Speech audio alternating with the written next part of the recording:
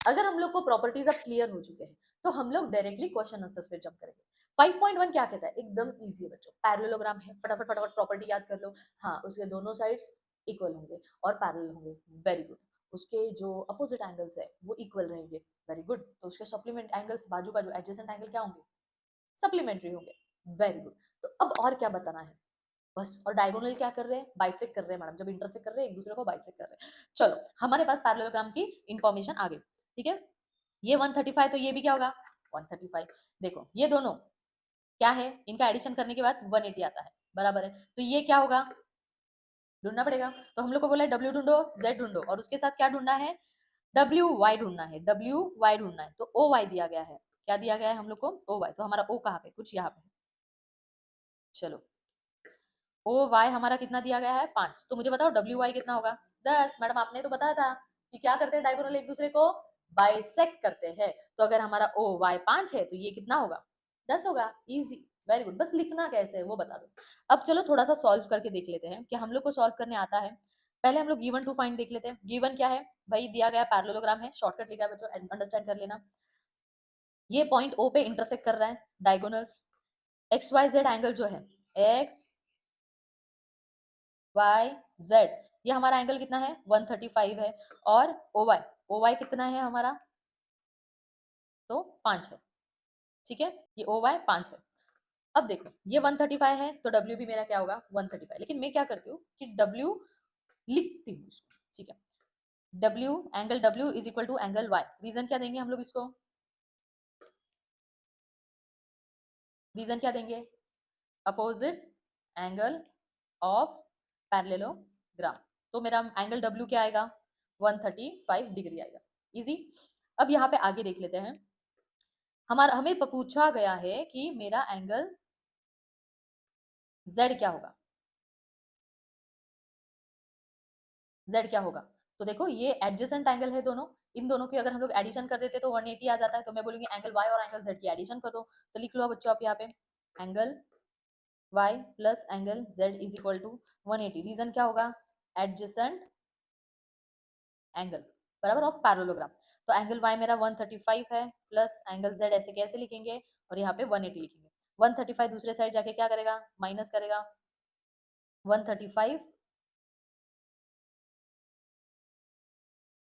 So angle z is equal to 180 minus 135। अब angle z 135 से ये माइनस हो गया, क्या बचा यहाँ पे 5 4 45 डिग्री बचा। तो मेरा एंगल z क्या बचा, बना यहाँ पे 45 डिग्री। क्या बना यहाँ पे, एंगल z मेरा 45 डिग्री, ये बना मेरा 45 डिग्री, बराबर। अगर ये 45 तो ये भी क्या है 45, ये 135 तो ये भी क्या है 135 है, इजी। अब उन्होंने पूछा है ये जो डायगोनल भाई साहब है, ये अगर 5 है तो ये कितने हैं, अगर ये 5 होंगे तो ये हो जाएंगे पूरा मिला के 10। अब उसको लिखना है कैसे, तो यहाँ पे आ जाओ।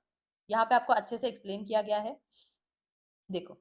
तो मेरा जो डब्ल्यू वाई है उसको अगर मैं दुगना कर देती हूँ ओ वाई से, तो मेरा क्या आ जाएगा डब्ल्यू वाई आ जाएगा। कुछ डायग्राम अपनी ऐसी थी, इसमें ये डायगोनल था और ये मेरा कितना था 5 था, और ये था ओ वाई, और हमें निकालना है पूरा का पूरा डब्ल्यू वाई, इजी।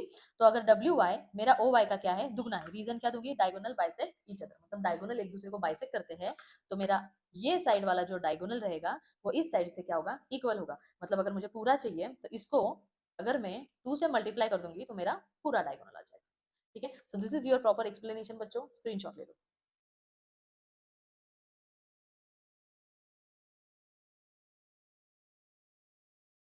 अब हम लोग चलते हैं नेक्स्ट सम के एक्सप्लेनेशन के। नेक्स्ट सम क्या कहता है, in a parallelogram ABC, angle A हमारा कितना है 3x प्लस 12 डिग्री का है, एंगल बी कितना है 2x माइनस 32 डिग्री का है। Then find the value of x, x की वैल्यू हम लोग को क्या करनी है फाइंड करनी है, और c और d ये एंगल भी क्या करने हैं फाइंड करने हैं, इजी है।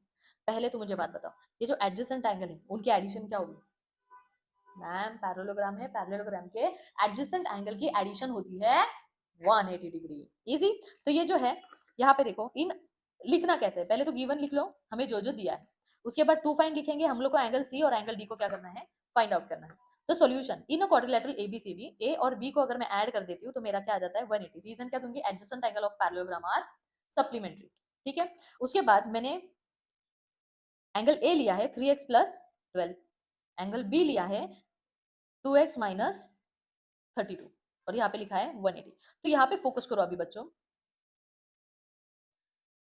अगर मैं 3x और 2x को ऐड करती हूँ तो मेरा बन जाता है 5x, और यहाँ पे मैं 12 और -32 को ऐड करती हूँ, 12 - 32 तो मेरा बन जाता है 20, और बड़े नंबर का साइन क्या आएगा, माइनस, तो यहाँ पे आ जाएगा -20 इज इक्वल टू 180 डिग्री। अब ये जो 20 है यहाँ पे माइनस कर रहा है, तो इस साइड जाके क्या करेगा, एडिशन, वेरी गुड। तो यहाँ पे आएगा मेरा 200 और यहाँ पे आएगा 5x। ये जो 5 है x के साथ मल्टीप्लाई कर रहा है, यहाँ पे जाके क्या करेगा, divide. So x is equal to, तो जिन बच्चों को एकदम डिटेल चाहिए उनके लिए कुछ ये extra step, this is an additional step बच्चों। ये 5x के साथ कर रहा है मल्टीप्लाई, तो दूसरे साइड से जाके करेगा divide. So x is equal to 5 1 5, 5 4 20, और ये एक्स्ट्रा 0, तो हमारा x इज इक्वल टू आ जाता है 40। आई होप इधर तक इजी होगा, कोई प्रॉब्लम नहीं है यहाँ तक। अब हमें निकालना है वैल्यूज ऑफ x, फाइंड करना है x। तो हमारा जो एंगल a है वो कितना है, 3x प्लस 12 है, ठीक है। तो यहाँ पे लिख लो बच्चों, angle a is equal to 3x plus 12, just cross check क्या हमारा वही है, यस, एंगल a हमारा क्या है 3x प्लस 12 डिग्री, ठीक है। तो 3 मल्टीप्लाई बाय क्या आ जाएगा, x की जगह पे 40 आ जाएगा, ठीक है। 40 प्लस 12, कैलकुलेशन करो बच्चों फास्ट, 132 डिग्री, तो ये हो गया हमारा एंगल ए। ऐसे ही हम लोग फाइंड करेंगे हमारा एंगल बी। एंगल बी क्या है हमारा, angle B 2x minus 32 degree, 2x minus 32 degree, बराबर।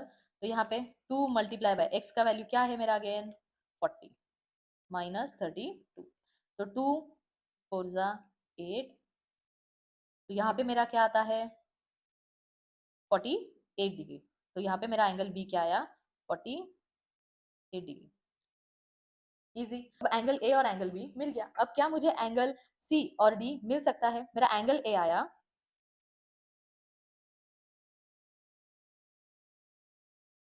चलो यहाँ पे लिख लेते हैं,